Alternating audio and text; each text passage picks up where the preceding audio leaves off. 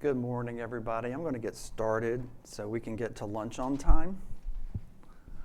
My name is Alan Pringle, and today I want to share a story with you about a murder of a platform, not a person, the investigation into the replacement of that platform, and what we at Scriptorium ultimately did to re-platform a failing LMS while still maintaining our single source of truth. I've been with Scriptorium since the company was founded in 1997. We are focused on improving organizations' content operations, the way they create, manage, and distribute their content. My background is very much in the liberal arts. Anybody else in here? Yay, my people. And I appreciate a good donut. And for those of you, I know some of you in here have tried them, there's a place not far from here called Flaky Not Flaky, and they make a sconut, which is a cross between a scone and a donut. And I sampled a few of the flavors yesterday, and if basically a piece of fried cake is your jam, you need to check that out. Quick overview of what I want to talk about, tell you what LearningDITA.com was and what it is today, how we ultimately killed off the first version of the platform, what we did to investigate replacements, what we did to select and implement the new technology, and some lessons that I hope you'll take home from what I'm about to tell you today. So, what is LearningDITA? LearningDITA.com is self-paced training about the DITA standard, the DITA XML standard, Darwin Information Typing Architecture Standard for content. We actually wrote the source content for LearningDITA.com in DITA. DITA has a special group of elements, structures that are expressly meant for learning content, and that is what we used to create the site. The way that students interacted with that content was through a WordPress LMS, basically a plugin with LMS features that sat on top of WordPress. And in a little over 9 years, more than 16,000 people signed up for the site. Here is an architecture diagram of how things were. The source files, the single source of truth, our DITA XML lives out in GitHub, and many of the courses, you can go to that link there, github.com, Scriptorium Dev, LearningDITA, and download the content yourself and look at it. It is under an Apache open source license. So you can pull down that content and look at it and do with it whatever you want. What we did with it is created a transformation process that converted the DITA XML into WordPress XML. Basically, we could slurp it into WordPress because it understood the format that we moved it to. Once it was in that WordPress-based LMS, students could interact with that content, read the more conceptual information, do the exercises, and so on. In addition, we had our customer relationship management system, our CRM, connected to the LMS. That way, as students signed up for courses, we tracked that information and had information about their basically interaction history with us and the site. It's nice to have that information about people you may be talking to later. Full confession, the next 3 videos you're about to see came from a presentation I did on LearningDITA in 2016. So this is like extreme reuse, hoarding, or both. I'll cop to both. This is what the site looked like in 2016, and if you're thinking, that looks like WordPress from 10 years ago, you're exactly right. When you clicked on the courses link, you would get a little information about how to sign up for the courses, and then underneath that was the list of courses. When you selected one of those courses, it would show you a list of all the lessons that were in that particular course. At the end of every one of these lessons, there was an assessment, and the student has to pass the assessment with a score of 80% or better to move to the next lesson and then finish the course. Here's what the assessments looked like. They were on their own page. It's probably not a big surprise. In WordPress land, everything is kind of in a page paradigm. So every single assessment question was on its own page. There are multiple assessment types we have. Pick any that apply, multiple choice, true, false, and matching.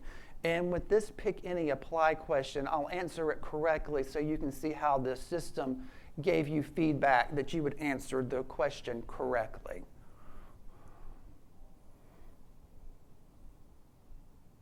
So there you go. The green tells you that it's correct, as indicated with that little notice at the bottom. In the case of this true-false question, I answered it incorrectly, and what you'll see is some feedback as to why that answer was incorrect. A little later on, I'm going to show you the actual source content for this and how you build in the intelligence for this kind of interaction into the DITA source itself. Starting around November of last year, we started to get pings via our contact form for the site and via email saying, hey, I cannot get through a quiz. It will not grade a quiz, so I can't move through the lessons and finish the course. One of our vendor friends, who was actually represented out in the expo hall, they contacted us via our shared Slack channel and said, hey, I've got a coworker trying to use LearningDITA.com, can't get through quizzes. I've got a client with the same problem. So at that point, we knew we had a significant problem. And we spent weeks doing some very meticulous troubleshooting, trying to figure out what was causing this problem. And after many weeks of investigation, we could not figure out what the problem was. And we threw up our hands and said, why are we throwing all of this time down this black hole? We should probably be using this time to investigate a new solution and implement it. So that's what we did. And we started to announce that we were going to shut the site down, move it to a new platform late last year. And on February 10th, we shut it down. And this is when the fun began. And by the way, if you're wondering why I'm using passive voice in the headline of this slide, it's because I stole it from Agatha Christie. This is from her 1950 book, A Murder is Announced. It is a Miss Marple mystery, and this is the cover of the 1964 paperback edition I found at a thrift store a while ago. If you're into Agatha Christie, this is a fun one because Miss Marple is exceptionally feisty at the end of this one, like surprisingly feisty for an older lady. So we had to start the investigation. What are we going to do with the site? And to do that, we realized as consultants, we needed to turn our consulting eyes on ourselves. Essentially, consultant, fix yourself. So that was our job. And when we go to work with the client, one of the first things we do is develop requirements. Work with the client to develop requirements. And that often involves, guess what? Spreadsheet fun. So we had some spreadsheet fun and created a spreadsheet with multiple tabs on it. And the first tab was kind of the big picture technical things that we wanted, that we required, really. First thing, we had to be able to transform our single source of truth, that DITA content living out in GitHub. There was to be no copy and paste from the old platform to the new or from GitHub to the new platform. Raise your hand if you've ever copied and pasted something because it was the quickest way to get something done. Raise your other hand if you felt really dirty doing it. Yeah, we didn't want to be in that position, especially as consultants preaching about the single source of truth. That is not a good look. So copy and paste, not an option. We also wanted to improve the user experience. The WordPress site was very page-based, as I showed you earlier. We wanted to kind of move away from that. Also, we wanted the ability to apply custom branding to let people know, hey, Scriptorium made this. For some reason, I don't know why we did this, but early on, we created branding that was just for the LearningDITA brand and didn't include by Scriptorium in there. So we would tell people, oh, yeah, go use LearningDITA. We created it, and people would be like, you did that? Even after we added by Scriptorium to the logo, people still didn't know. So we decided we needed to be sure we had the ability to label it very clearly. Scriptorium did this with our branding, our colors, and everything. We also needed really flexible e-commerce support. First of all, we realized there was a good chance we were going to sell more than just access to training. What if we wanted to sell small support packages? What if we wanted to sell like office hours that students could pair with the training to get more personalized attention? So we needed the ability to sell things other than just LMS-based learning. We also needed to be sure that that e-commerce solution would help us track the taxes that we owed for sales. Different states in the US charge either nothing or different rates for e-learning, for example. And we did not want to have to manually be tracking any of that, nor our bookkeeping team dealing with any of that. We wanted the e-commerce solution to help track that for us and then tell us, hey, it's time for you to pay this location, this state. We wanted to maintain that connection to our CRM system so we could continue to understand the relationship people were having with our content and registering for courses and buying other items. Finally, we wanted to be sure whatever we did was scalable. We had 16,000 people sign up for the previous version of the site, and we also knew we were going to add even more content to this site beyond what was in the original version. We got up to 9 courses, I believe, and we knew we were going to do that and then add to it, and we already have. So whatever we did needed to handle both an influx of students reaching the thousands just like before. We also needed the ability to add more and more content and actually host video on the platform, for example, to integrate it better into the content. So we needed to pick a solution that would grow with us and let us do more and more learning. Some of the other tabs on that spreadsheet were, for example, format for LMS consumption. What were we going to transform that DITA source files out in GitHub? What were we going to turn them into? 2 of the big choices are SCORM and XAPI. SCORM stands for, and give me a minute here, Shareable Content Object Reference Model. Possibly one of the worst strung together acronym ever. It doesn't quite make sense to me, but what you need to know is that it provides a standard way for you to package up content and interactivity and feed it to an LMS and it understand it. Another type of standard for putting content into an LMS is XAPI, with the X standing for experience. It's a newer standard. It does have a SCORM layer in it, so it will still work with LMSs, but it also has a way to record interactions beyond that of a learning management system. For example, if you were learning or teaching CPR, they have those mannequins that have sensors inside so it can track how a student interacts with that mannequin. The XAPI standard can record that information and understand it, whereas SCORM really isn't designed for that. We also had to figure out what LMS we were going to choose. There are open source choices, there are commercial proprietary solutions. So we had to figure out what's the best fit for us. Finally, the hosting provider, we wanted to be sure we picked someone who specialized in the platform that we chose and that it provided us with the ability to scale up, to add more processing power or more memory as required. This is the spreadsheet listing all of the LMSs, and you can see we basically flagged, is it open source or commercial? Will it work with SCORM? Will it work with XAPI? and will it allow external authoring? And what that column there means is basically we needed the ability to go and use our DITA single source of truth and transform it. It wouldn't work for us to have an LMS that only allowed us to author within the confines of that LMS. It would not have been a choice for us. You will notice that the notes column, I have blurred that out because when we put this spreadsheet together, we didn't know I was doing this presentation. And we were extremely candid in our assessments of these LMSs. And it's a little too spicy to be sharing in public because I don't want LMS vendors coming after me. So you'll have to forgive me for not sharing that with you.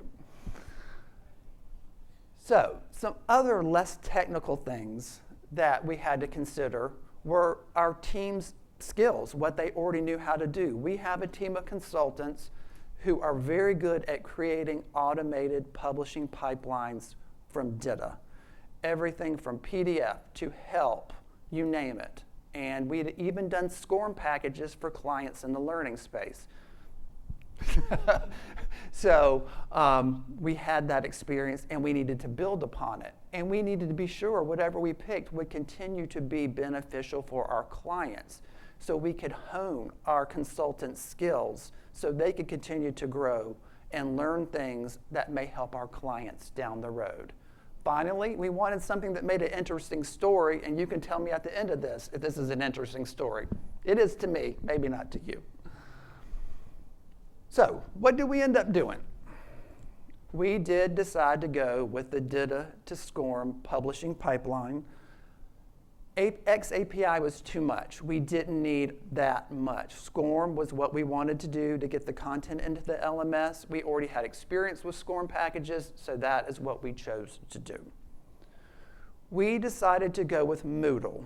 Moodle is an open source LMS, and there's someone at this conference who is very, very deep into the learning systems, and she knows a whole lot about them. So I kind of pinged her and said, what are your opinion on these LMSs?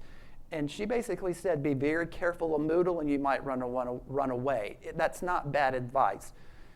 You've heard about open source technology where people say it's free but not cheap. That definitely applies to Moodle. If you don't have technical expertise, you don't have people who are comfortable basically ripping things apart and putting it back together again, Moodle may not be for you. Our team loves to rip things apart, so that wasn't a problem for us. We did end up deciding to use a hosting provider that specialized in Moodle, and you can host your Moodle instance on a virtual private server. The good thing about having the VPS is that we can scale up the memory. If we get too many students, we can jack the memory up. You can jack up the processing power just like with the PC. Just jack it up to handle what you require. Another reason we picked Moodle, by going with an open source solution, we weren't really picking favorites. We wouldn't be saying we prefer this vendor because it's an open source solution. We also added onto the Moodle site a WordPress-based store. And it has a WordPress plugin that syncs the account information between the store and the Moodle instance. It syncs how much work you've done in a course. It syncs your registration information. The reason we went with the WordPress store is that it would help us implement what we needed in regard to calculating and tracking taxes, that's hard to say, and we wanted to be able to sell things that weren't training in the LMS. You can go to store.scriptorium.com and download right now several of our books for free. So that was enabled because we decided not to go strictly with an LMS. We also offer some small consulting packages that you can buy, a little bundle of hours. Again, not something you could really sell very easily directly from an LMS. And finally, we were able to preserve that connection to our CRM so we can continue to understand how people interact with that content. And here is the solution updated, showing what we ended up doing, there's your single source of truth. That hasn't changed, but we are now publishing to SCORM instead of DITA XML. And there is the store syncing with the Moodle instance, and students interact with both to take the courses and to register and purchase for them. And we still are connected to our CRM to understand people's registration and purchase histories. I'm going to roll all the way back to DITA and step you through how a piece of DITA content moves through this system. In DITA, there is a concept of a map. It is essentially a way to establish the order and hierarchy of content that you want to publish. And in this particular map file right here, there is a topic called What is a DITA Topic? Oops, I went too far. Back up. Inside this DITA topic is 3 paragraphs and then an unordered list. In addition, there are assessment questions, and you can see them all right here. And all of those assessment questions are basically in their own topic. And here is what one of those questions looks like. This is a multiple select question. And what's great about DITA is that you can build in that intelligence that I talked about earlier. You can see I flagged the correct responses here. LC correct response means it's correct. And then you have an element for putting in that feedback to offer a student if they answer the question incorrectly. And this is what I mean by smart content in the title of this presentation. Because we have baked this intelligence into the source content, if this teacher, for example, wanted to have a printed quiz, we could create a printed quiz via PDF. They could give that to the students, and then we could turn around and create an answer key with this stuff tagged in yellow to let the teacher know this is how you can grade those quizzes. So you're kind of unlimited in the way that you can present this information. We are just doing it interactively in the SCORM package. A SCORM package is essentially a zip file, and it's got HTML content in it. And you see that LC topic HTML highlighted down there? That is that same DITA content that is now just an HTML file. In addition, underneath this topic file, there is a JavaScript file, questions.js, and all of the topics with the assessment questions, they're all folded in there into that JavaScript file that helps set up and track that interactivity with the learning management system. This is what LearningDITA.com looks like today. This is the Moodle site, and I think we succeeded on must-have Scriptorium branding. We made the logo huge, maybe too huge. So it is very clear this is us.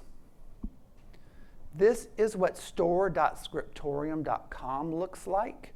Again, it has our logo on it, and there are the courses that are available to you. And if you scroll down, you can see we have some office hours and some consulting packages, and we've added books since I took this video, by the way. If you click the My Courses menu up top, it will show you the courses that you've registered for. When you click on the Start button for a course that you've registered for, it will then open up that courses page in the Moodle instance. This is the syncing that's happening between WordPress and Moodle via that plugin that we installed. This is what it looks like on the Moodle side. And when you click that Introduction to DITA link, the name of the course, what it will do is throw up a new browser window. And in that browser window, it essentially plays the SCORM package. It basically takes the information that was in that zip file and it displays it to the student, and it tracks the student's interaction and how far they get in that SCORM package. This is what the assessments looks like and some of the content out of the box, more or less. And I'll confess, we did publish it this way at first just to get it out there so people could register. but we realized it was not most attractive. I called it the sea of gray. It's not a lot going on here that's very visually interesting, and what we really hated, notice how, especially in this question here, question 3, that everything is jammed together. There is no grouping visually of stuff. Everything is just stacked up with the same line spacing. It is not very easy to read or to parse visually as chunks. So we wanted to fix that. We have since updated the CSS to make things a little more visually interesting. We've kind of aired out the line spacing, added our corporate colors to the content. And here is that a multiple choice question, or pick all that apply. And what I'm going to do, I've answered this incorrectly. This first thing is wrong. And I'll show you what it looks like, the feedback you get from the system when you answer something incorrectly. We kind of jazzed up the default formatting, the blue box for the feedback, and then made sure there was some color coding there with green check marks and red X's to let people know what was right and what was wrong. We also jazzed up the matching questions, and it's a drag and drop thing. One of our consultants, Jake Campbell, tweaked the JavaScript that's here, and I'll show you that dragging and dropping. Originally, this was all grayscale. Again, not the easiest thing to see. The colors helped make it look a little easier, and when you pick a box, you'll notice the color changes and then shifts once you place it.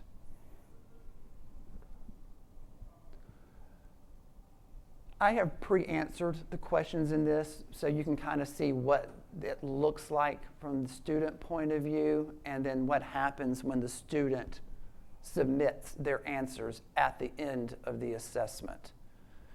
And when you submit your answers, you'll get your score, and you can move on to the next thing, or you can move up to get the feedback that what you did right or what you did wrong. If you do not answer with a score of 80% or better, what you'll end up doing is retaking the quiz. You can't go further, and Moodle will reorder the questions so you're not getting in the same order as you saw before. When you complete a course on the store.scriptorium.com side, you will see that you're done, the 100% completed bar, and the little green completed signage on the logo for the course.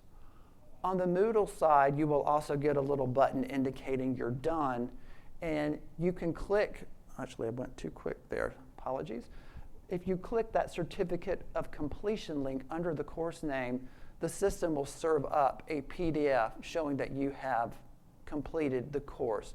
Moodle does this for us. We just set up a template, and then the student will also get an email saying, hey, you finished the course, and you now have a certificate. Because some people need this, for example, to prove they finished the course to get it reimbursed by their employer. Here's what I hope you take home from this today. When you are looking at times of process change, you've got to act like a consultant, especially if you can't hire one. And what that means is you've got to step back from the mess, you've got to step back from the fray, and look at things with an objective eye. And one of those things is developing requirements before you select tools. This is probably the most important thing I can tell you today. Don't just go by a tool. Oh, it sounds like that's a good match. Don't do that. Stake out your requirements. Let those requirements drive the tools that you pick. Finally, beyond those more technical requirements, you've got to understand there's politics involved and optics. Now, because this was us, there wasn't a whole lot of politics involved, but there were optics. As I mentioned earlier, can you imagine if we had copied and pasted from the old site to the new site and people asked us how we put it together? Not a good look. So we needed to be sure that we had something in place that basically showed the content moving from DITA, being transformed automatically, and then put into the learning management system, because that's the kind of thing our clients have asked for multiple times. Also, consider how your system is going to play with others within your organization. Now, because we're smaller, the only thing we were concerned about is maintaining that connection to the CRM. That was important to us from a marketing and sales team perspective. But for you, like Sarah O'Keefe mentioned yesterday in her keynote, the issue was silos. So pay attention to how your system is or might interact with other systems. Don't implement a system strictly in isolation, not thinking about how it's going to interact with other systems across your organization.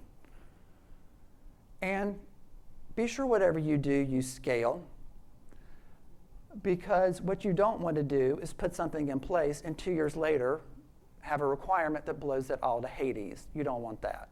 In our case, we knew there was a good chance we were going to put other things in the store, consulting packages, books. Guess what? Both of those things have happened in a matter of months. So think ahead and be sure whatever you pick scales. We have picked a solution that I really think will grow, especially considering as the demand on the virtual private server increases, we can increase its processing power to handle that.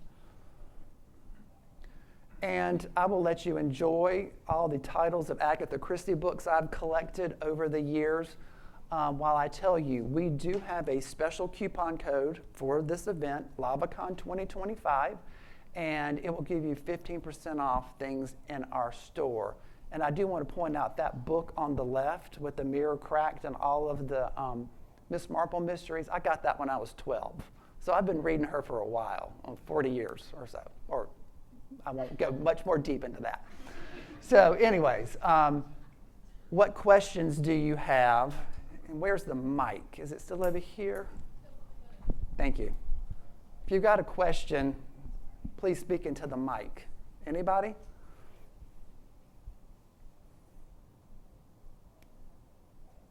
No questions? Well. Maybe I missed it, but the way from the DITA source content to the SCORM package, is that via DITA Open Toolkit, or? It is. It is a DITA Open Toolkit because our group has really deep experience with the DITA Open Toolkit. And for those who don't know, the DITA Open Toolkit is an open source technology. It is a collection of technologies that allow you out of the box to transform DITA into several things, including HTML and PDF. And what you can do is take those core existing transformations and then build upon them.